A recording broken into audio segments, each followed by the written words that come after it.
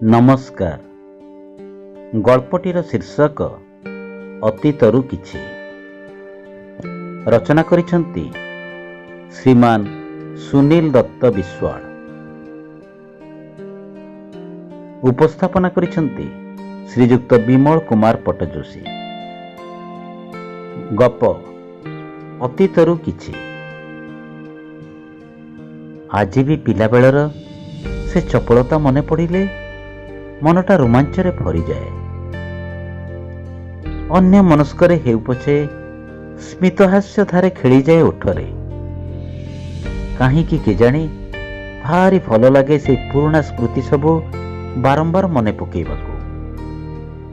କାଲି ପରି ଲାଗୁଛି ଘଟଣାଟି ମୋର ପିଲାବେଳର ସ୍ମୃତି। ଶ୍ରେଣୀ କକ୍ଷର କ୍ରମିକ ନମ୍ବର ତ ମନେ ପଡ଼ୁନି ସ୍ପଷ୍ଟ ଭାବରେ, କିନ୍ତୁ ଆଚାର ବ୍ୟବହାରରୁ ଯେମିତି ମନେ ହେଉଛି ସବୁ ପିଲାଙ୍କ ପରି ଦୁନିଆର ମୋହମାୟାଠାରୁ ବହୁ ଦୂରରେ ଥିଲି ମୁଁ। ସରଳତା ଓ କୋମଳତା ଭରି ରହିଥିଲା ମୋର ମନରେ। ନିଷ୍ପାପ ଆଖି ଦୁଇଟି ମୋର ଏହାର ପ୍ରମାଣ ବ୍ୟକ୍ତ କରୁଥିଲେ। ସେଦିନ ବିଦ୍ୟାଳୟରେ ଜଣେ ନୂଆ ଗୁରୁଜୀ ନିଯୁକ୍ତି ପାଇଥାନ୍ତି। ସବୁଦିନ ପରି ପ୍ରାର୍ଥନା ସାରି ଶ୍ରେଣୀଗୃହରେ ବସିଥାଉ ଆମେମାନେ। ପ୍ରଥମ ପିରିୟଡ଼ର ଘଣ୍ଟି ବାଜିବା ପରେ ଗୁରୁଜୀ ଉପସ୍ଥାନ ଖାତା ଧରି ଶ୍ରେଣୀଗୃହରେ ପ୍ରବେଶ କରିଥାନ୍ତି। ହଁ, ସେଦିନ କିନ୍ତୁ ଯେଉଁ ଗୁରୁଜୀ ଆସିଥିଲେ ତାଙ୍କ ଚେହେରା ଆମ ପାଇଁ ପ୍ରଥମ ଓ ନୂଆ ଥିଲା। ବିଦ୍ୟାଳୟର ପରମ୍ପରା ଅନୁସାରେ କେହି ନୂଆ ନିଯୁକ୍ତି ପାଇଲେ କ୍ଲାସରେ ପରିଚୟର ଆଦାନ ପ୍ରଦାନ ହୋଇଥାଏ। ନୂଆ ଗୁରୁଜୀ ବି ସେହି ପରମ୍ପରାକୁ ସମ୍ମାନ ଦେଇ ନିଜର ପରିଚୟ ପ୍ରଦାନ କରିଥିଲେ ସେଦିନ। ଆଉ ତାପରେ ଆସିଲା ଛାତ୍ରଛାତ୍ରୀଙ୍କ ପାଳି।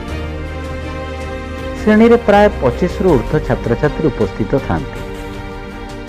ହଁ, ଉଚ୍ଚତା ଅନୁସାରେ ଶ୍ରେଣୀରେ ସ୍ଥାନ ବଣ୍ଟନ ହୋଇଥାଏ। ତେଣୁ ଶ୍ରେଣୀର ସର୍ବୋଚ୍ଚ ଛାତ୍ର ହିସାବରେ ମୋ ସ୍ଥାନ ସଭା ଶେଷରେ ପଡ଼ିଥାଏ। ଜଣକ ପରେ ଜଣେ ନିଜର ସମ୍ପୂର୍ଣ୍ଣ ପରିଚୟ ଦେବା ସହିତ ନିଜ ନିଜ ଜୀବନର ଲକ୍ଷ୍ୟ ମଧ୍ୟ କହୁଥାନ୍ତି। କିଏ ଡାକ୍ତର ତ, କିଏ ଇଞ୍ଜିନିୟର, ଆଉ ପୁଣି କିଏ ଆଇଏଏସ୍ ପରି ବଡ଼ ବଡ଼ ଲକ୍ଷ୍ୟ ରଖିଛନ୍ତି ବୋଲି ବଖାଣୁଥାନ୍ତି। ହେଲେ ମୋ ସରଳିଆ ମନଟି କିନ୍ତୁ ସେଥିପ୍ରତି ଧ୍ୟାନ ନ ଦେଇ ନିଜ ଦୁନିଆରେ ଉଡ଼ି ବୁଲୁଥାଏ। ହଠାତ୍ ଚମକି ପଡ଼ିଲି ଗୁରୁଜୀଙ୍କ ପାଟି ଶୁଣି। ଚାରିଆଡ଼କୁ ଟିକେ ଇତସ୍ତତ ହୋଇ ଆଖି ବୁଲେଇ ଆଣିଲି ଥରେ। ସମସ୍ତଙ୍କ ପାଳି ସରିଯାଇଛି ବୋଧେ। ଏବେ ମୋତେ ସୁଯୋଗ ମିଳିଛି ନିଜ ଜୀବନର ଲକ୍ଷ୍ୟ ବଖାଣିବାକୁ। ଗୁରୁଜୀଙ୍କ ନିର୍ଦ୍ଦେଶରେ ଛିଡ଼ା ହେଲି ଏବଂ ସ୍ୱତଃପ୍ରତ ଭାବେ ମୋ ପାଟିରୁ ବାହାରିଗଲା, ଗୁରୁଜୀ, ମୋ ଜୀବନର ଲକ୍ଷ୍ୟ ହେଉଛି ମୁଁ ଗୋଟେ ବସ୍ କଣ୍ଡକ୍ଟର ହେବି। କାହିଁକି କେଜାଣି ହଠାତ୍ ଶ୍ରେଣୀଗୃହରେ ନୀରବତା ଛାଇଗଲା। ସମସ୍ତଙ୍କ ଦୃଷ୍ଟି ମୋ ଉପରେ ନିବଦ୍ଧ ଥିଲା। କିଛି ସମୟର ନୀରବତା ପରେ ଚାପା ହସର ଗୁଞ୍ଜରଣ ଖେଳି ଯାଇଥିଲା ଶ୍ରେଣୀଗୃହରେ।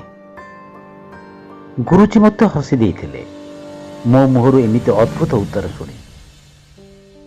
ବୋଧହୁଏ ମୋ ଉତ୍ତର ଆଶାତୀତ ଥିଲା ତାଙ୍କ ପାଇଁ। ବୁଝିପାରିନଥିଲି ସେଦିନର ସେ ହସ ମୋ ସରଳତା ପ୍ରତି କଟାକ୍ଷ ଥିଲା ବୋଲି। ପିରିୟଡ଼ ସରିବା ପରେ ଗୁରୁଜୀ ତାଙ୍କ କକ୍ଷକୁ ଡାକି ବଡ଼ କୌତୂହଳର ସହିତ ପଚାରିଥିଲେ, ବାବୁରେ, ଦୁନିଆରେ ବହୁତ ପ୍ରଫେସନ ଥାଉ ଥାଉ ତୁମେ ବସ୍ କଣ୍ଡକ୍ଟର ହେବାର ଲକ୍ଷ୍ୟ କାହିଁକି ରଖିଛ? ଗୁରୁଜୀଙ୍କ ପ୍ରଶ୍ନର ଉତ୍ତର ବି ମୋର ବେଶ ସ୍ୱାଭାବିକ ଥିଲା। ଗୁରୁଜୀ, ମୋତେ ନୂଆ ନୂଆ ସ୍ଥାନ ବୁଲିବା ବହୁତ ପସନ୍ଦ ତ। ବସ୍ କଣ୍ଡକ୍ଟର ହେଲେ ମାଗଣାରେ ବିଭିନ୍ନ ସ୍ଥାନ ମୁଁ ବୁଲି ପାରିବି। ତା ଛଡ଼ା ଡ୍ରାଇଭର ପରି ରିକ୍ସ ନେଇ ଗାଡ଼ି ଚଳାଇବାକୁ ପଡ଼ିବନି କି ହେଲ୍ପର ପରି ଲୋକଙ୍କ ଜିନିଷ ଉଠାଇବାକୁ ପଡ଼ିବନି। ଖାଲି ଲୋକଙ୍କଠୁ ଭଡ଼ା ଆଦାୟ କରିବି ଆଉ ଝରକା ପାଖ ସିଟ୍ରେ ବସି ଆରାମରେ ବିଭିନ୍ନ ସ୍ଥାନକୁ ଉପଭୋଗ କରିବି। ମୋ ଉତ୍ତର ଶୁଣି ସେଦିନ ଗୁରୁଜୀ ବାତ୍ସଲ୍ୟତାରେ ମୋ ମୁଣ୍ଡରେ ହାତ ବୁଲେଇ ଆଣିଥିଲେ। ବୋଧ ହୁଏ ମୋ ସରଳତା ଓ କୋମଳତାରେ ମୁଗ୍ଧ ହୋଇଯାଇଥିଲେ ସେ। ଏହାପରେ ଗୁରୁଜୀ ମୋତେ ଗାଡ଼ି ମାଲିକ ହୋଇପାରିବି ବୋଲି ମଧ୍ୟ ବୁଝାଇଥିଲେ। ହଁ, ଅବଶ୍ୟ ସେତେବେଳର ସେ ଅପରିପକ୍ୱ ମାନସିକତାରେ ମୋତେ ତାଙ୍କ କଥା ଠିକ୍ ଲାଗିନଥିଲା। ସେତେବେଳର ଅବୁଝା ମନଟା ମୋର କିଛି ବି ବୁଝିବାକୁ ନାରାଜ ଥିଲା।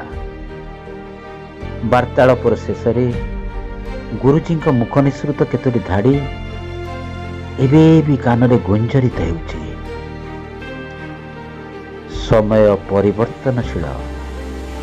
ସମୟ ସହିତ ତାଳ ଦେଇ ସବୁ କିଛି ବଦଳିଯାଏ, ଏପରିକି ଲୋକମାନେ ଏବଂ ଲୋକମାନଙ୍କ ଚିନ୍ତାଧାରା ମଧ୍ୟ। ଆଉ ଏହା ଦୁନିଆର ନିଚ୍ଛକ ଓ ବାସ୍ତବ ସତ୍ୟ। ତୁମେ ବି ଦିନେ ବଦଳିଯିବ ସମୟ ସ୍ରୋତରେ। ଠିକ୍ ଅଛି, ଦେଖିବା ତୁମେ କେତେ ଦିନ ନିଜ ନିର୍ଣ୍ଣୟରେ ସ୍ଥିର ହୋଇ ରହିପାରିବ।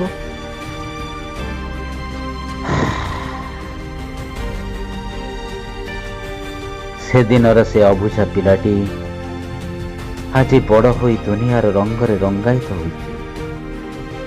ବୁଝିପାରୁଛି ଆଜି ସମାଜର କ୍ରୂରତାକୁ, ସମାଜର ଉଚ୍ଚ ନିଚ ପର ଆପଣା ଭେଦଭାବକୁ।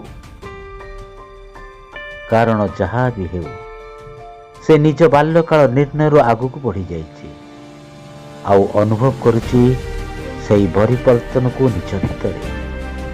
ହଁ, ଅନୁଭବ କରୁଛି ସେହି ପରିବର୍ତ୍ତନକୁ ନିଜ ଭିତରେ। ସେହି ଅନୁଭବ ହିଁ ତାକୁ ଆଜି ପ୍ରମାଣ ଦେଇଛି ଯେ ମଣିଷ ଯାହା ଭାବେ ସେ ସବୁ କେବେ ବି ହୁଏ ନା।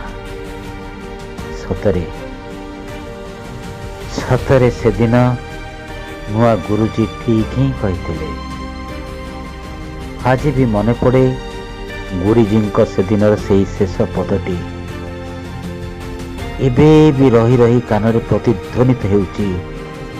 ଦେଖିବା କେତେ ଦିନ ନିଜ ନିର୍ଣ୍ଣୟରେ ତୁମେ ସ୍ଥିର ହୋଇ ରହିପାରିବ। ସତରେ ସତରେ କେତେ ସତ ଥିଲା ସେଦିନର ସେ ଗୁରୁଜୀଙ୍କ କଥା। ସବୁ ତ ବଦଳିଗଲା ସମୟର ନିର୍ଦ୍ଦେଶରେ। ହଁ, ସବୁ ତ ବଦଳିଗଲା ସମୟର ନିର୍ଦ୍ଦେଶରେ। ସମୟର ନିର୍ଦ୍ଦେଶରେ।